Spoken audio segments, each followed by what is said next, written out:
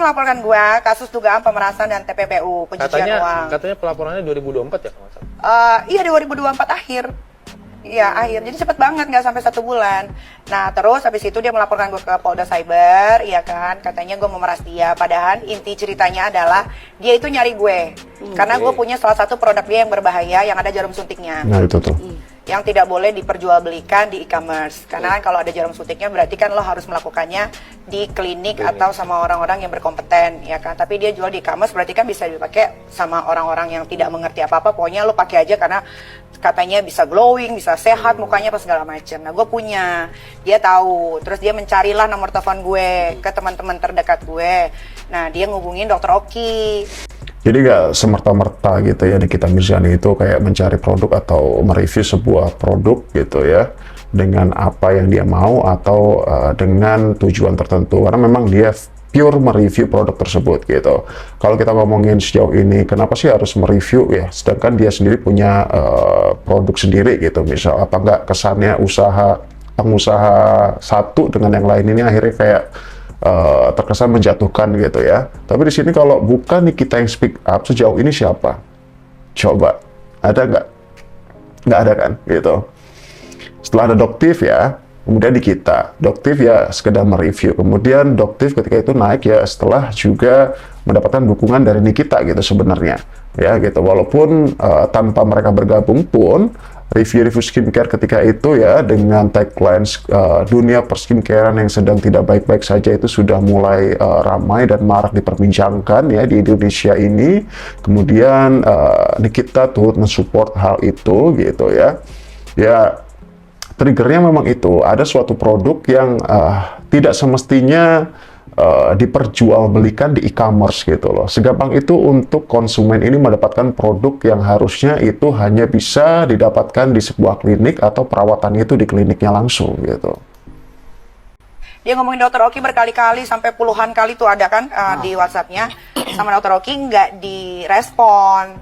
Tiba-tiba karena dia mendesak terus, akhirnya direspon, ditanya, kenapa Teh, dipanggilnya Teteh kan. Kok nyari-nyari Nikita, mau ketemu gitu kan. Ya aku mau ketemu dong, mau silaturahmi.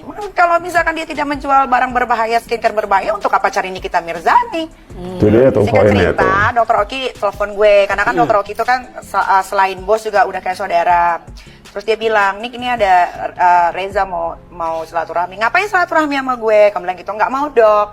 Akhirnya karena Reza ini memaksa, akhirnya dikasihlah nomor telepon Mail, salah satu sahabat gue yang sudah puluhan tahun.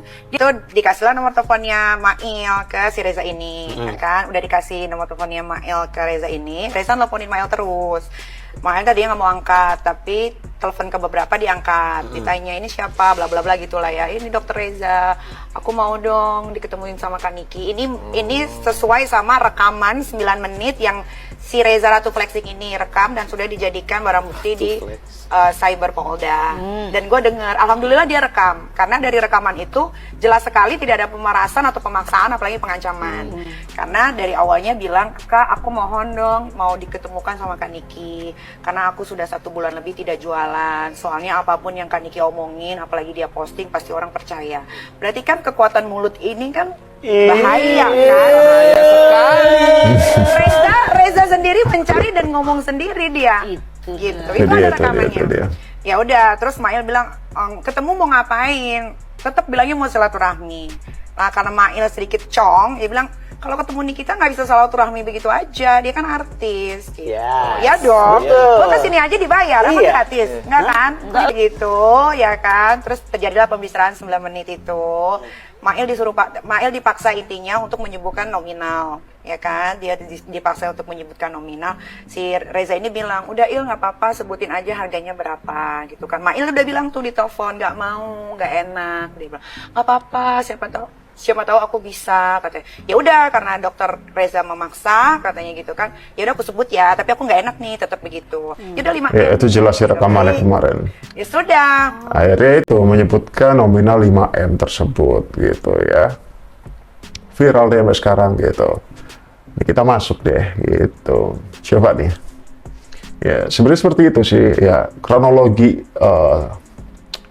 yang diceritakan oleh Nikita Mirzani gitu ya, versi Nikita Mirzani gitu. Nah, dari kronologi tersebut tentunya yang akan dijelaskan kepada penyidik ketika itu ya pasti nggak jauh beda lah. Seperti itu memang keadaannya, seperti itu memang kenyataannya gitu. Coba apa sih komentar dari salah satu ahli berikut ini ya? Coba kita dengarkan. Hukum kita libatkan matematika sedikit nih, plus logika ya. Pelapor diduga ada melakukan kesalahan yang dimana ditegur oleh terlapor, sehingga pelapor memberikan sejumlah uang kepada terlapor untuk tidak menyuarakan kesalahannya. Berapa sih dikasih sama pelapor? 4 miliar. Oke. Pelapor memberikan kepada terlapor 4 miliar rupiah yang judulnya ini, terlapor ini bukan dari instansi pemerintah, bukan penegak hukum, bukan seseorang yang memakai seragam yang punya wewenang untuk mengganggu-gugat dia. Kalau pelapor bisa memberikan 4 miliar kepada terlapor, berarti berapa besar kesalahan pelapor sehingga dia siap mengguyurkan 4 miliar untuk menutupi kesalahannya. Fokus pada situ. Ya, coba fokus pada itu katanya. Coba deh ditelaah baik-baik gitu ya. Sejauh ini yang dukung Nikita Mirzani dibilangi buzzer, mendukung pemeras, mendukung tindak kejahatan dan lain-lain gitu. Sedangkan pada kenyataannya sejauh ini yang bisa masyarakat simpulkan gitu, adanya hal ini tentunya ada trigger tertentu ya. Tentunya ada kejahatan juga yang berusaha ditutupi dari ini semua gitu. Coba deh, coba dipikir lagi. Ya, NM pernah bersuara tentang produk-produk lain juga ya. Iya. Nah sekarang pertanyaannya, produk-produk lain meminta NM untuk menutup mulut nggak dengan harga tertentu? Enggak lah. Produk lain itu berbenah dan memperbaiki diri Nah, produknya. itu dia loh. Berarti niat NM baik dong. Secara nggak langsung kan dia mengawasi secara pribadi ini gitu. Ya kan? Nah, mungkin bablas saja dia di sininya, mungkin di sini marketnya gede atau gimana, begitu ini bersuara ini marketnya terganggu, bisa-bisa saja kan gitu. Jadi daripada lu ganggu market gue, mendingan gue berikan lu sebagian, lu diam aja biar gue punya dapur tetap apa berjalan kan begitu, bisa-bisa saja kan. Ya, jelas banget ya penjelasan yang masuk akal, make sense banget nih gitu ya. Ya, iya sih gitu. Maksudnya sampai segitunya gitu loh. Kalau memang seperti yang lain deh contohnya gitu ya, yang di review ya oleh NM, oleh Doktif atau beberapa reviewers lainnya, karena bukan NM dan Doktif aja nih ketika itu ya, ada beberapa reviewers juga yang backgroundnya juga sebagai dokter ya, ini itu gitu. Ketika produk-produk ini atau owner-owner brand ini direview dan tidak terbukti mengandung bahan berbahaya misal atau overclaim gitu ya, ya mereka santai aja melanjutkan usahanya untuk terus berjualan gitu tanpa harus risau, bingung gitu ya, ketakutan gitu ya, sampai mengeluarkan atau menggelontorkan segitu banyaknya uang untuk para reviewers ini gitu misalnya, untuk bungkam, untuk tidak speak up tentang produknya yang tentunya ada sesuatu tuh pasti. Pokoknya buat kalian semua, para korban-korban skincare dari geng ular ini, geng abu-abu ini, gengnya Henny Sagara dan lain-lain, jangan kalian takut untuk speak up. Kalian tekin gue aja, nanti gue repost. Bila perlu kalau kalian butuh bantuan hukum, mau melaporkan, gue siap mensupport ya. Jangan takut, gas, pokoknya gas. Kita harus membuat pinter rakyat Indonesia. Siapa lagi kalau nggak bikin, kalau siapa lagi yang bikin rakyat Indonesia pinter kalau bukan kita doang. Kalau bukan kita yang punya sosial media yang followersnya banyak. Ya, jangan lagi kalian FOMO.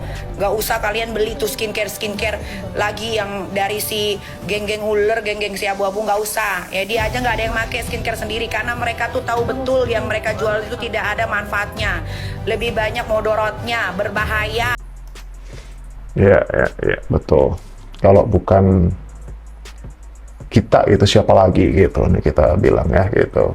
Sebagai public figure dengan audiens, followers gitu ya, atau pengikut, atau apapun itulah sebutannya gitu ya. Tentu dia bisa menggaungkan hal tersebut ya untuk menginfluence banyak orang agar bisa berpikir lebih kritis lagi, untuk bisa lebih aware dan peduli tentang dirinya sendiri, bahkan untuk negaranya gitu.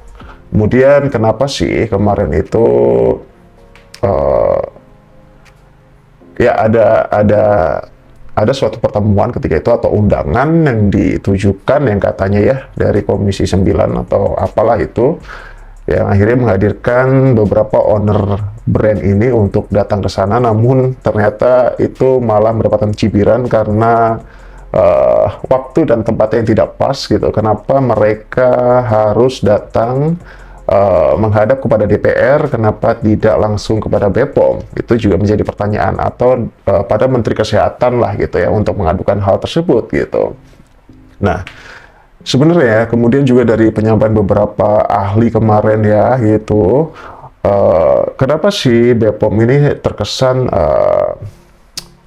bukan cuek ya? Pada awal-awal ketika itu dipertemukan antara owner brand, kemudian juga dokter dan lain-lain dipertemukan dalam suatu acara oleh BPOM. Ketika itu juga Ketua BPOM sendiri menyampaikan dan menghimbau untuk para pengusaha, kemudian reverse atau apapun itu, untuk menyerahkan hal ini sepenuhnya kepada BPOM ya, mengenai dunia persikiran yang tidak baik-baik saja atau apapun itu ya, apalagi ketika membicarakan soal hasil lab atau ingredients atau apapun itu yang harusnya disebarkan atau bisa diinformasikan kepada halayak umum itu dengan bukti yang konkret, yaitu tentunya pihak BPOM yang berwenang atas itu. Namun BPOM seperti terkesan ya, ini terkesan ya, disclaimer dulu, terkesan cuek atau apapun itu karena memang kurangnya pelaporan dari para korban skincare ini gitu ya. Itu kenapa Nikita tadi itu menghimbau untuk para korban skincare untuk melaporkan apapun kejadian atau yang mereka alami tentang buruknya penggunaan skincare yang mungkin berbahaya atau apa ya, yang berbahaya ya, dan itu merugikan banyak orang gitu. Kemungkinan beberapa korban ini males untuk speak up karena pasti bakal ribet ya gitu. Tapi beberapa public figure juga menggaungkan hal tersebut untuk para korban skincare yang sejauh ini mengalami kerugian apapun itu ya. Kerugian itu tidak hanya termasuk mungkin mengalami kerugian dalam bentuk fisik, itu dalam artian mungkin ya selain kita ngomongin soal uang lah ya gitu, tentu kita rugi dong beli produk gitu misal dengan harga yang sekian, namun tidak ada manfaatnya apapun, itu juga sudah termasuk kerugian. Kemudian kerugian lebih berat lagi yang aku maksud di awal tadi adalah soal kerugian fisik yang mungkin berakibat mukanya gosong, timbul flek, ada jerawat atau apapun itulah gitu.